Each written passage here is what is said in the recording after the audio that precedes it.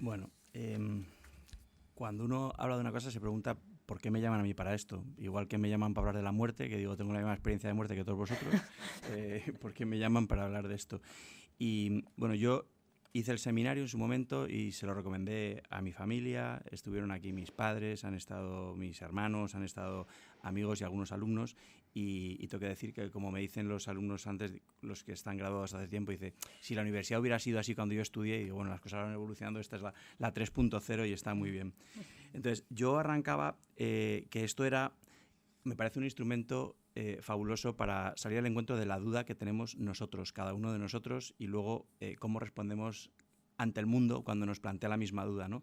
Pero la primera es la que tenemos en el corazón, y ya lo dice así la propia página, ¿no? Dice, nos hacemos la pregunta que Dostoyevsky se planteaba con radicalidad: un hombre culto, y resalto lo de culto, un europeo de nuestros días puede creer realmente, creer en la divinidad del Hijo de Dios como Jesucristo.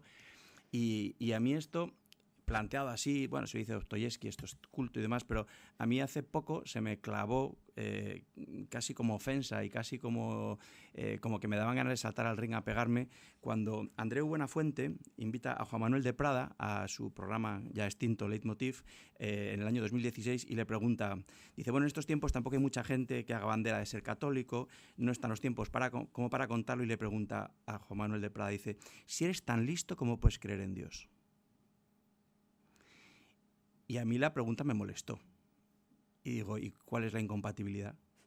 ¿Por qué siendo listo no se puede creer en Dios?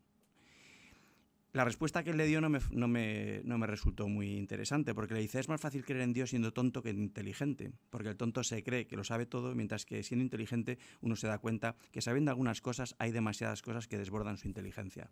No está mal, pero yo no es la que le hubiera dado. Pero es que también nos pasó que en uno de los bolos que me piden raros, pues con una amiga escritora, en donde estuve a punto de ser despedido por aquella intervención, vino a decir que creer en Dios era como creer en las hadas. Y lo dijo delante de un escenario lleno de gente. Y me pareció nuevamente ofensivo, sin necesidad. Digo, hombre, el pensar que está en el mismo punto el creer en las hadas o en creer en Dios o en creer en Jesucristo, básicamente, pues me parece o de una indigencia intelectual importante o de una perversión que no entiendo por qué, ¿no? Y venirlo a decir en esta casa, ¿no? Y claro, hace no muchas semanas el Evangelio hablaba de Lucas 12, que hablaba de que cuando os trajeran a las sinagogas y entre los magistrados y autoridades, no os preocupéis de cómo habéis de responder o qué habéis de decir, porque el Espíritu Santo os enseñará en la misma manera y en la misma hora lo que debéis de decir. Claro, si yo tengo que esperar que el Espíritu Santo me diga que se responda a esas cosas, pues vamos listos. Y me parecía que la primera respuesta es la que uno tiene en su corazón. Oye, ¿de verdad esto me lo puedo creer? ¿De verdad esto va en serio y tiene visos de ser verdad? Y la segunda es, si cuando alguien me pregunta, y los que estamos en docencia, pues nos ocurre con mucha frecuencia que alguien te pregunta, ¿no?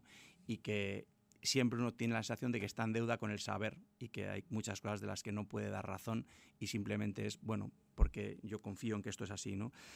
Entonces, a mí el seminario, cuando lo cursé en su momento, me pareció que partía de 3 puntos básicos, ¿no? El primero es yo como ser interpelado, o cualquiera de nosotros, que buscamos esa pregunta de dónde vengo y a dónde voy y dónde puedo buscar. Eso no, el que yo me lo pregunte no quiere decir que haya una respuesta, quiere decir que tengo hambre de ello y por tanto estoy hecho para buscarlo.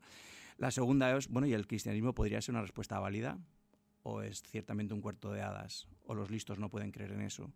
Y la tercera es, bueno, y la Iglesia, que es el gran vehículo en el que todo el mundo dice, sí, en eso sí, pero en la Iglesia no. Asumiendo que la Iglesia, entiendo que es mucha más gente que los que están sentados a mi derecha con Cleriman, ¿no?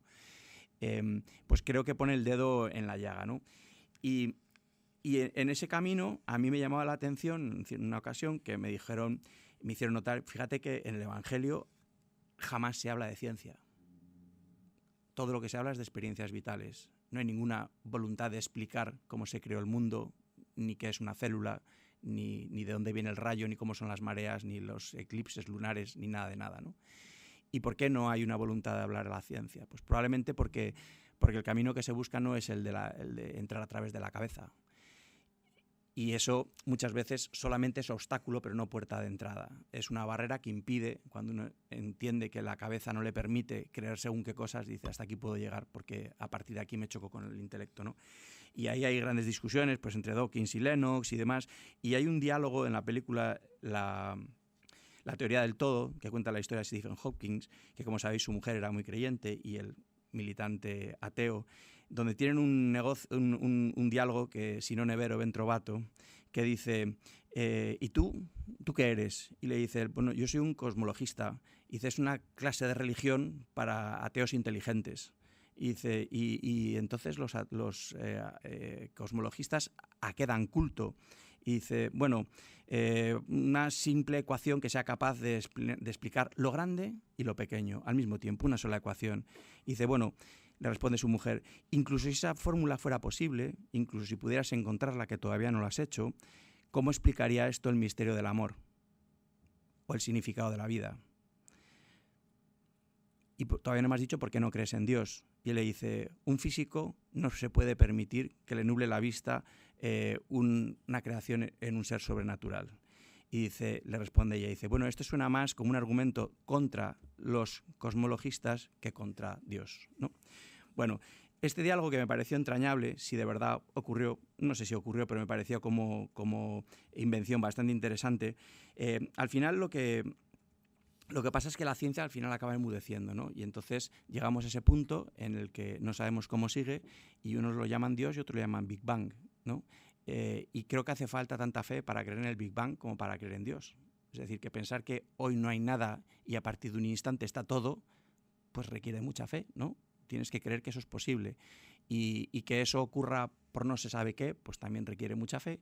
Y pensar que hay una inteligencia detrás de ello, de la misma manera ocurre. Luego esto parte de la fides et ratio, de la razón y la fe no pueden ir disociadas en ningún caso, y eso nos permite, a través de la razón, ver si efectivamente es creíble el personaje histórico, si de verdad es cierto, ver si de verdad los hechos que se cuentan son razonables y ver si los escritos que lo avalan de verdad tienen una justificación, una trazabilidad, una verosimilitud posible. Y a partir de ahí solo cabe entrar en la razón ampliada.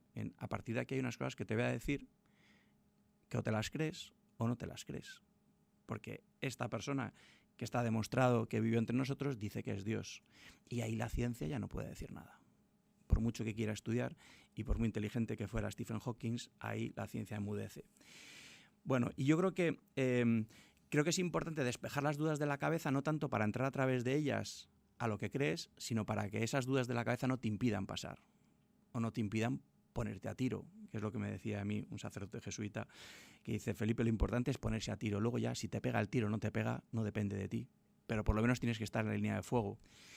Y esto nos pasa cuando vemos la televisión o cuando vemos la radio. No entendemos lo que está pasando dentro de esa pantalla. Vemos eso ahora, y yo no soy capaz de explicar cómo ocurre, pero sé que ocurre y me lo creo. Y lo mismo pasa con los bancos. Les dejamos nuestro dinero y asumimos que el dinero está y que iremos un día a la ventanilla y nos lo devolverán. Funciona a través de la fe, ¿no? Tú crees que el banco no se lo ha llevado y que ese dinero está en algún lado o que por lo menos es un número en una pantalla y que en algún momento ese dinero volverá a ti, ¿no? Bien, pues esto pasa lo mismo con la vida, ¿no? Y con el universo y con el fin de nuestros días. Todos tenemos una razón en la que creer o algo en lo que podemos basarnos, ¿no? Y creer no quiere decir comprender, quiere decir aceptar, creo yo, ¿no? Pero para eso hay que poder haber eliminado previamente esas puertas. Y para concluir quería compartiros una vivencia personal que para mí fue importante y que tiene que ver con esto, ¿no? Y es que, claro, uno está sembrado de dudas y a mí me parece misterioso que en el relato que nos cuentan de aquellos que lo siguieron, lo que más abunda es la duda.